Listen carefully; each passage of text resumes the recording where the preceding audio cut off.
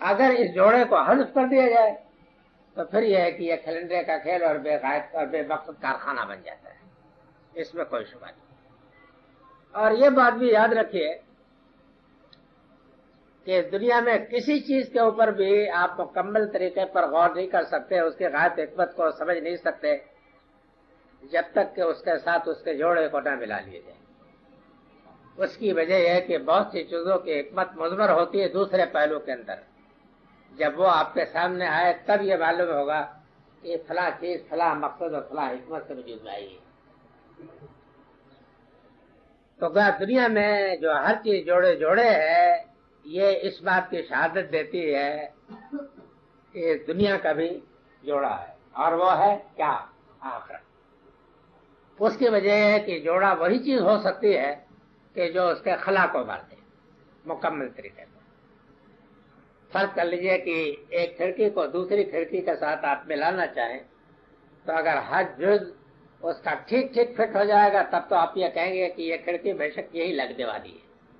لیکن اگر ٹھیک ٹھیک فٹ نہ ہو تب اس کے بعد آپ کہیں گے کہ یہ کسی دوسری جگہ کی یہ چیز ہے، یہ یہاں کی چیز نہیں ہے۔ تو اس دنیا کے اندر جتنے بھی خلا ہیں، جتنے بھی سوالات پیدا ہوتے ہیں، جتنے بھی اعتراضات پیدا ہوتے ہیں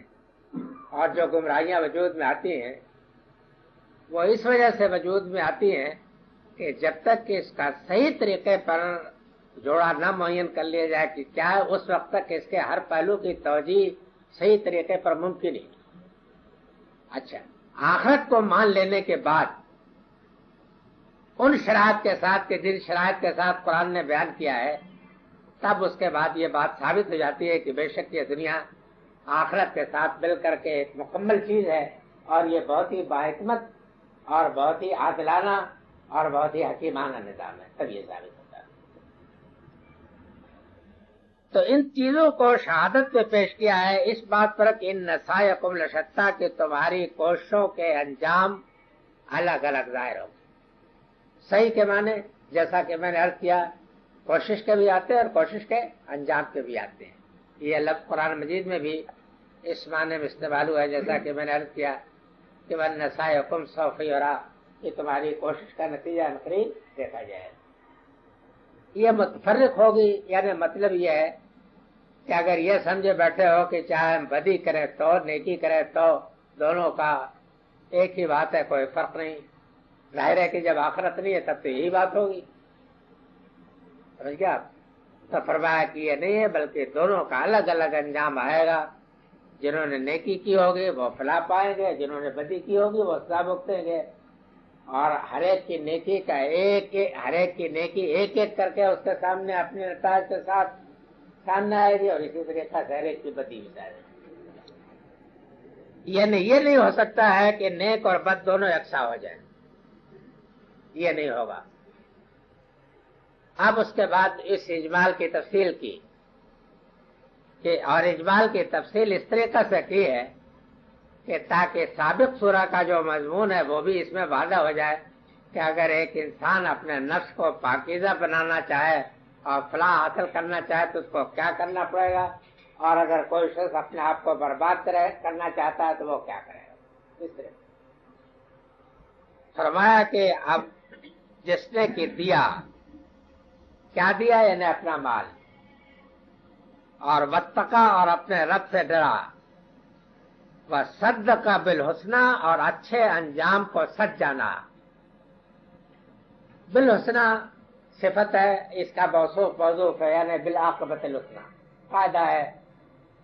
کہ جو صفت بہت معروف ہوتی ہے اس کو حذف کر دیتے ہیں۔ تو فرمایا کہ اب یہ وہ بیان ہو رہی ہے کہ کس طریقے سے لوگوں کی کوششوں کا نتیجہ الگ الگ ظاہر ہوگا۔ جو خدا کے راستے میں دیں گے، تقوی اختیار کریں گے اور اچھے انجام کی تصدیق کریں گے،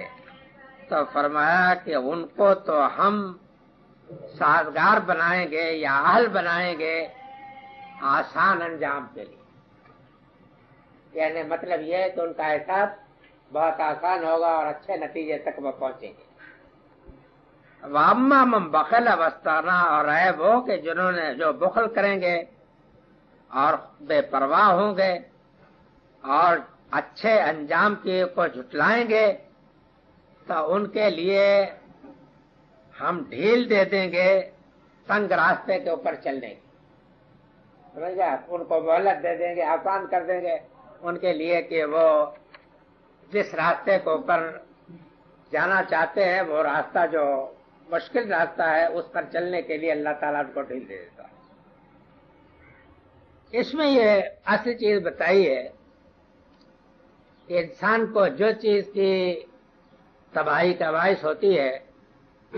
وہ حقیقت میں دنیا کی محبت، حب عاجلہ ہے۔ اگر اس دنیا کی محبت اور مال کی محبت اس کے اوپر غالب آ جائے اور وہ اس کا پرستار بن جائے تو پھر اس کے بعد جو ہے انسان کے لیے سعادت کے اور نیکی کے راستے کو طے کرنا نہایت ہی دشوار ہو جاتا ہے۔ تو جو شخص کی اللہ کے راستے میں خرچ کرتا ہے اور خرچ بھی کرتا ہے خدا سے ڈرتا ہوا، اس لیے کہ خرچ کرنے میں بھی یہ ہوتا ہے کہ بہت سے لوگ خرچ کرتے ہیں محض اپنی شیخی جتانے کے لیے، اپنے دولت کی نمائش کرنے کے لیے، اپنی عمارت کی دھونس جمانے کے لیے، تو یہ خرچ کرنا تو انسان کے لیے وبالی کا باعث ہوتا ہے۔ اس خرچ سے کوئی فائدہ نہیں ہوتا، بلکہ وہ خرچ کہ جس خرچ کے متعلق یہ فرمایا کہ اللہ تعالیٰ کے راہ میں وہ دیتے ہیں اور وہ اپنے دل میں ارادہ رکھتے ہیں کہ ہم تم سے کسی بدلے کا اور کسی صلے کے طالب نہیں ہیں، بلکہ ہم ایک ایسے دن سے ڈرتے ہیں کہ جو دن کی بہت ہی عقل فرا اور بہت ہی خشک دن ہوگا، یعنی اس دن سے ڈر کی وجہ سے اللہ کے راستے میں خرچ کرتے ہیں۔ وصدق بالحسنی، اور اچھے انجام کو سچ جانتے ہیں، یعنی ان کو یقین ہے کہ اگر ہم ایک خدا کے راستے میں یہاں خرچ کریں گے تو اس کا 7 سے لے کر کے 70 تک اس کا صلہ ہم آخرت میں پائیں گے، اللہ تعالیٰ ہم کو اس کا صلہ دے گا۔ اس کی وجہ یہ ہے کہ اس صلے کے عقیدے کے بغیر تو جو ہے وہ تو خرچ کرنے کا حوصلہ ہو بھی نہیں سکتا ہے۔ تو اخلاص کے ساتھ، تقوی کے ساتھ اور آخرت میں خدا کے خوشنودی کے لیے جو لوگ خرچ کریں گے تو فرمایا کہ ان کے اس صحیح کا نتیجہ تو اس شکل میں نکلے گا کہ نیسرہ للیسرا، ان کے لیے اب آگے کا راستہ بالکل ہموار ہوگا، اللہ تعالیٰ ان کو اہل بنا دے گا کہ وہ آگے نہایت ہی آسان اور ہموار راستے کو پر چلے، ان کے راستے میں کوئی رکاوٹ نہیں ہوگی، سمجھ گیا؟ وہ اللہ تعالیٰ نے ان کے لیے جو منزل سعادت کی خوشبختی کے مقرر کر رکھی ہے وہاں وہ پہنچ جائیں گے۔ اب رہے وہ لوگ کہ جو بخیل ہیں، جو بخل کریں گے، واستغنا، اور خدا سے بے پرواہ ہو جائیں گے، یعنی مطلب یہ ہے کہ وہ اپنے مال کو اپنی قابلیت، اپنی ذہانت، اپنی تدبیر کا کرشمہ سمجھتے ہیں، وہ نہ اپنے مال میں خداوند تعالیٰ کا کسی دخل کو مانتے ہیں اور نہ اس کی انہیں کوئی فکر ہے۔ وہ سمجھتے ہیں کہ ہم نے تو جو کچھ حاصل کیا اپنی محنت کا اور اپنی تدبیر سے حاصل کیا، جیسا کہ قارون کی دینی۔ اور یہ بھی ہے کہ وہ یہ بھی سمجھتے ہیں کہ اول تو ہمارے اس اطمینان میں کوئی رکھنا پیدا ہو نہیں سکتا، سمجھ گیا؟ آپ آخرت وغیرہ ہے نہیں، اور اگر خدا نہ خواستہ آخرت وغیرہ کوئی چیز ہوئی تو وہ ہم اس سے بھی بڑھ کر کے پائیں گے، اس لیے کہ خدا نے ہمیں دنیا میں جو دے رکھا ہے تو وہ بھی تو اسی وجہ سے دے رکھا ہے کہ ہم اس کے لاڈ لیں، تو ہمارا یہ لاڈلاپن کہاں جاتا رہے گا کہ ہم اس سے محروم ہو جائیں گے، انہیں اس کی کوئی پرواہ نہیں ہوتی۔ وَكَذَّبَ بِالْحُسْنَىٰ، اور وہ اچھے انجام کے منکر ہیں، یعنی ان کو یہ نہیں یقین ہے کہ فی الواقع ہم اگر یہاں کوئی نیکی کریں گے تو ایک سے بڑی صلہ ملنے والا ہے۔ تو فرمایا کہ فَنُيَسِّرُهُ لِلْيُسْرَىٰ، ان کے لیے ہم سہل کر دیں گے وہ سخت راستہ۔ سہل کر دینے کے معنی یہ ہے کہ ان کو ڈھیل دے دیں گے، مطلب یہ ہے کہ اس راستے پہ چلنے کے لیے وہ بالکل بے خوف بے خطر ہو جائیں گے۔ اور اس راستے کو فرمایا کہ وہ راستہ بڑا ہی سخت ہوگا، اس کی وجہ یہ ہے کہ دوسری جگہ قرآن مجید میں یہ بات بیان ہو چکی ہے کہ نفس کے راستے میں جو عقبات ہیں، جو لوگ یہ دنیا میں ان عقبات کو پار کرنے کی کوشش نہیں کرتے ہیں تو پھر ان کو وہ تمام گھاٹیاں آخرت میں پار کرنی پڑیں گی اور وہاں وہ پار نہیں کر سکیں گے۔ اس دنیا میں تو جو عقبات ہیں اگر آپ پار کرنا چاہیں گے تو اللہ تعالیٰ کا وعدہ ہے کہ اللہ تعالیٰ آپ کے لیے آسان کرے گا اور آپ ان کو پار کر جائیں گے۔ سمجھ گئے آپ؟ دنیا کے محبت